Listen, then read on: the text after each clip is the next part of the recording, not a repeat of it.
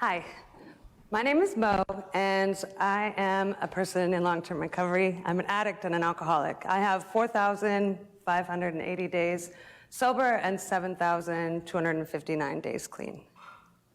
Wait, wrong meeting. Hi, my name's Dr. Mo, and I'm a person in long-term recovery. Today I'm going to talk to you about addiction, recovery, peer supports, and stigma. But before we get going too far, I'd like to talk to you, a little bit about what some different addictions can be, or what addiction looks like. So we have sex, alcohol, caffeine, nicotine, food, exercise, work, porn, self-harm, or we could look at prescription drugs like sedatives, hypnotics, opioids, sleep meds, or we could look at illicit drugs like heroin, cocaine, psychedelics, inhalants, or cannabis, sugar, money, love, and social media, just to name a few. So now I have a question for all of you. So I'd like you to share with me with a raise of a hand, if you are somebody who's been personally impacted either currently or in the past by addiction, if you could just raise your hand. Thank you. If you are someone who loves someone who has been impacted by addiction, could I please see a raise of a hand? And if you are someone who just knows someone who's been impacted by addiction, could I also get a raise of hand? All right, so what that tells us is all of us have been impacted by addiction in one way or another.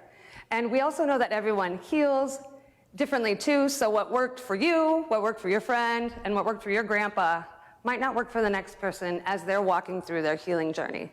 So next, I'd like to ask you to replicate what the person on this slide is doing, and I'm gonna ask you to just kind of look around the room.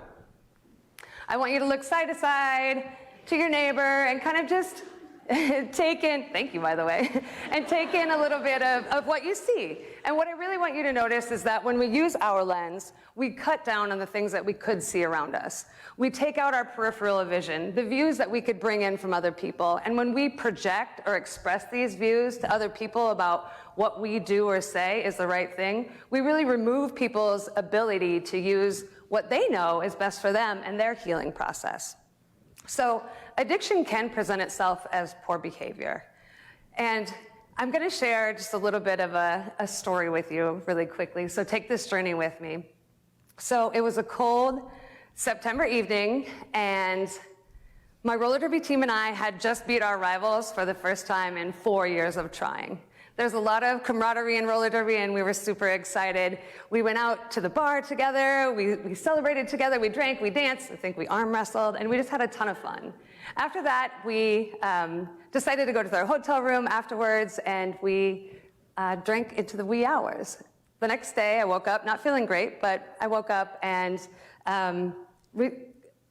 made sure that I was getting all my responsibilities taken care of. That night, I kind of just rode the couch, and Monday morning I woke up, heard my alarm clock go off, and I wasn't feeling well.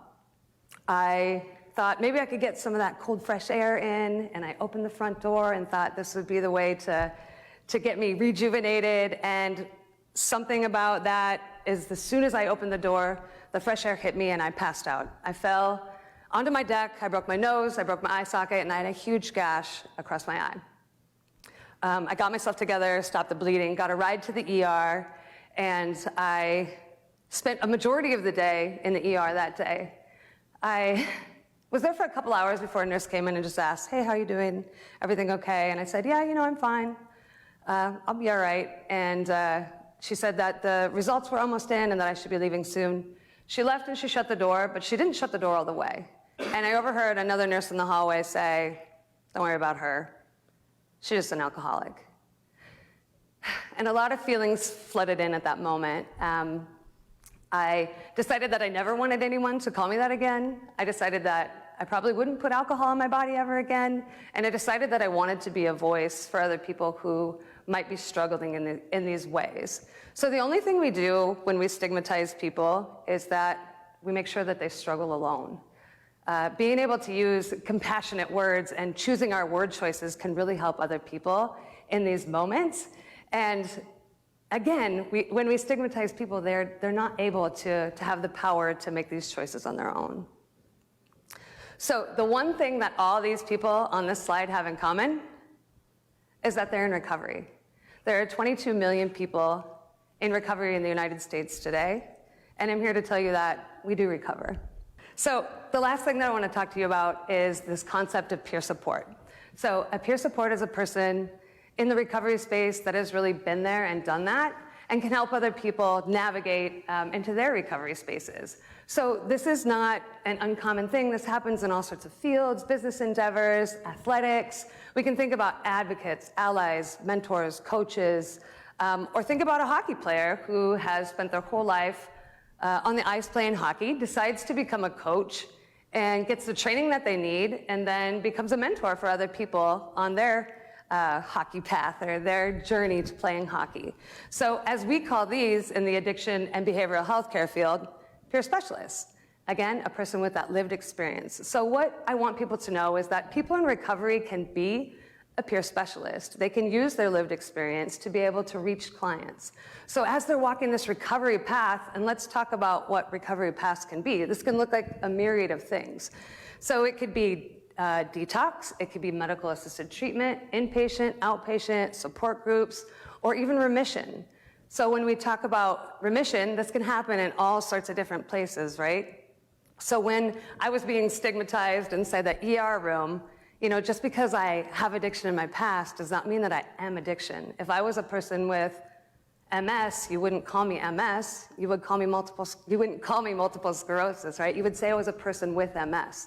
And when we use that person-first language to meet people where they're at in this addiction field, we decrease that. So when we're talking about remission, just like the person with multiple sclerosis, it happens in addiction too. Remission can happen in all areas. And it just means that we need to get with our care team and get the components that we need in order to meet them in the spaces that they're at.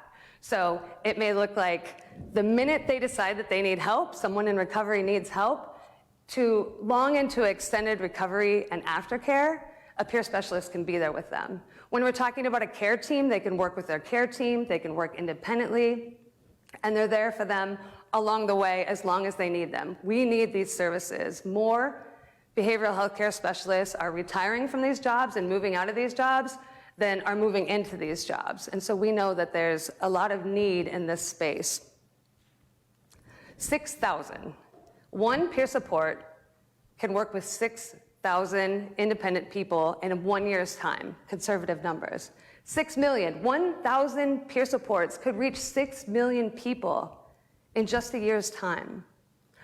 It's estimated that there are 71 million people struggling with addiction and mental health care needs currently in the United States. And we know that this could be the evidence-based answer to some of the problems that we're seeing today. A peer support can reach people independently, they can work online, they can meet people face-to-face, making their reach truly limitless. As I believe that the hockey player turned mentor is a wonderful advocate for hockey, we know that these peer specialists can meet these marks, these evidence-based marks for what people need in the world of recovery. So, in line with Johan Hari, my call to action to each and every one of you is to be compassionate with your words and your actions. So the next time you see or hear someone struggling, I challenge you to reach out to them and ask them for help to find resources without judgment. We are all different, and we all want and need different things based on our lived experiences. And I truly believe that the opposite of addiction is not sobriety, but that it is support. Thank you.